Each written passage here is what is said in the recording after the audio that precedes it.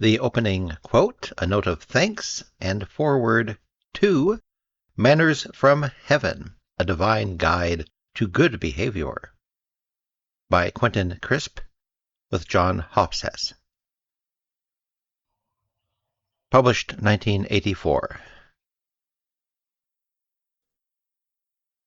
My generation of radicals and breakers down never found anything to take the place of the old virtues of work and courage, and the old graces of courtesy and politeness.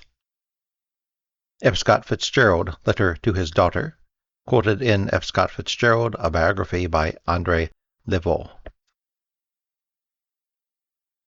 A note of thanks. Many people have made important contributions to the development of this book, some of whom shall remain nameless because their contribution consisted of providing the authors with harrowing examples of bad manners which we would rather forget, and which, in a few cases, took weeks to recover from. The following people are those without whose assistance the book could never have been completed: Edmund White, author of A Boy's Own Story; Felicity Mason, author of The Love Habit; Kirkpatrick Sale, author of Human Scale; Jane Gale, editor of Homemaker magazine in Toronto; Canadian critic Clyde Gilmore and his wife Barbara, whose cheerful comments were always a delight; American filmmakers Case Chapman and Bob Alvarez; Guy Pace, assistant executive secretary of Actors Equity in New York; the staff of the Department of Creative Writing, University of British Columbia. Special thanks to editor Susan Hill, who first suggested the idea, and to literary agent Connie Clausen, who indefatigably champions the art of Crisperanto. It is through knowing such people that the authors realize that the only insignificant debts can ever be repaid. Foreword. Nothing more rapidly inclines a person to go to a monastery than reading a book on etiquette. There are so many trivial ways in which it is possible to commit some social sin. This book endeavors to circumnavigate this effect. It tells you neither how to eat an artichoke nor how to address an archbishop. You can avoid both these hazardous experiences and yet enjoy a rich, full life. I am not concerned with petty points of etiquette. There are, I know, devotees of dining-table manners who regard discussions about whether it is or is not proper to light tapers at a luncheon as dealing with a burning issue, but I see such matters as trifling. I am more concerned with how manners can be employed to cope with, or outwit, the affronts of racism, sexism, hooliganism, and the terrible things which people do to one another in the name of love. Etiquette is a noun, foreign and abstract. Literally, it names the process of attaching labels to things. Metaphorically, it is a way of defining people.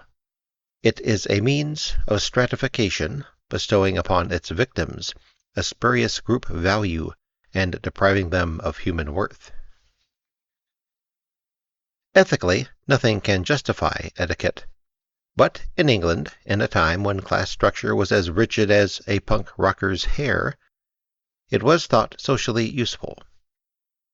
Each class then felt that, at all cost to humanity, it must keep at barge-pole distance the group by which it seemed itself most seriously threatened, the one immediately below. Beneath the working class, there was only a social void. Consequently, there was no direction but upward in which the members of this benighted stratum could aim their scorn. This they did by cultivating a negative etiquette just as binding as any other. On every possible occasion, they laboriously expressed contempt for all social graces, consigning them to a rubbish heap where they lay alongside art, culture, and other similar affectations. This self-conscious coarseness still exists today, as the popularity of such movies as Animal House and Porky's, which consist almost entirely of rude noises, attests. But swinish torpor is out of fashion, and nowadays only a certain kind of effete homosexual, hankering after the strange fruit of rough trade, is likely to romanticize the working class, and extol its limitations as Whitmanesque virtues. The aristocracy traditionally pretended to be buddies with the workers, especially in a rural setting. It was the custom for the lord of the manor to dress at least as shabbily as his hirelings, to lean over a rickety gate with the chief of them, and to offer him his tobacco pouch. The two men had in common their knowledge of crops, livestock, and the weather. Their matiness was apparent rather than real. It relied on the impossibility of encroachment. The social latitudes inhabited by the figures in this affecting tableau of bonhomie were light years apart. In fact, the situation masked an unshakable assumption of authority on the one hand, and deference to it on the other. The master addressed his subordinates by their unblemished surnames, and occasionally their first names, but only because he was certain that replies would never be couched in terms of equal familiarity. The class for which the gentry expressed not only disdain but open hatred was the nouveau riche, the uppity class of tomorrow. This aversion was illogical. Aristocracy is merely very old money, and if the sources of ancient wealth are investigated, it often transpires that it springs from plunder, tyranny, and extortion, whereas most modern riches are accumulated by a shrewd study of the stock market and tax laws. This does not make the venom spewing from the lips of aristocrats any less lethal. Its effect is instantly paralyzing. Miss Nancy Mitford's famous list of you and non-you words was intended as light reading. She could afford to laugh at the absurd and arbitrary distinctions between words which were acceptable to the upper classes, and others which were taboo. She was brought up with them, and knew them by heart. Most of her readers were not. They winced, and worse, they immediately tried to take a crammer's course in verbal snobbery to pass as better born than they truly were. Fortunately, the rest of the world, not locked into the British Isles, is moving away from etiquette toward manners. A snob is someone who treats breeding and sophistication as though they were moral worth. Snobbery is dying. Etiquette, especially as practiced by the British, is a form of exclusion, a system designed to make people, particularly those not of one's class, feel ill at ease and out of place. Manners, on the other hand, especially as practiced by Americans, are a technique of inclusion, a way of ensuring that in our company no one will ever be made to feel he is an outcast by reason of his birth, education, or occupation. To drink from your finger bowl may be a breach of etiquette, but if a host, seeing his guest make this mistake, did the same, it would be a sign of good manners. It is only this system of manners, with a humanistic base, that anyone can take seriously nowadays. It was once said that the only difference between a philosopher and anyone else is that the philosopher wants to become conscious about what his philosophy is. It could equally be said that practically everyone has some notion of manners, but very few people have given much thought to the prospect of using manners to improve the quality of their lives by behaving with imaginative courtesy towards others. My colleague, John Hofsess, and I believe that anyone who thinks about manners will indeed become more mannerly, and not merely in a manner of speaking. If it can be said of this book that it is useless to snobs but beneficial to the rest of man and womankind, then it will indeed justify its existence as a guide to good behavior in the twilight years of the 20th century, a period so ominous in certain of its trends that some people believe themselves to be in the twilight years of the human race. These are difficult days for politeness, and the future often seems to have nothing in store except even more trying conditions of noise, overcrowding, pollution, and stress.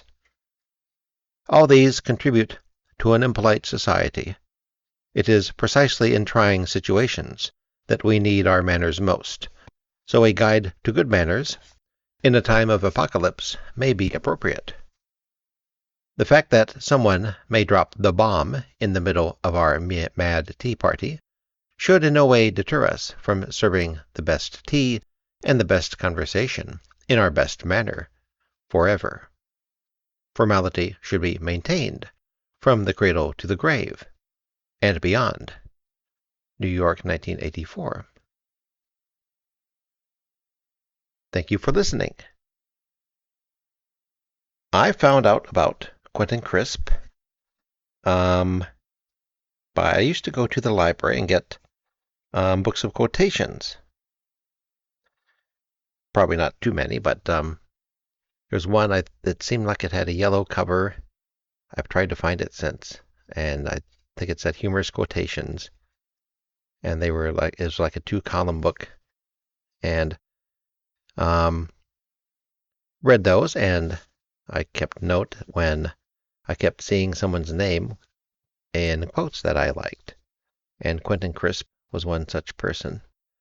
And my library also had the what is that called? I think it's An Evening with Quentin Crisp. Was a 2 long-playing record set. You can find that on. I'll try to put it in the description for this. It's not the same audio, but it's a video version of him doing that show, and it was very interesting. He basically told how a weirdo could try to fit into society and work with what do I want to say? Put on a face that would work and be at ease in it, and make enough money to survive and all that sort of thing. But he's really a very interesting guy. And there's like 2 or 3 books. I think it's 2 books that he published or were published after his death, which were collections of his writing. And I didn't get them for a long time because I suspected they were kind of a cash grab. But they are very interesting, really.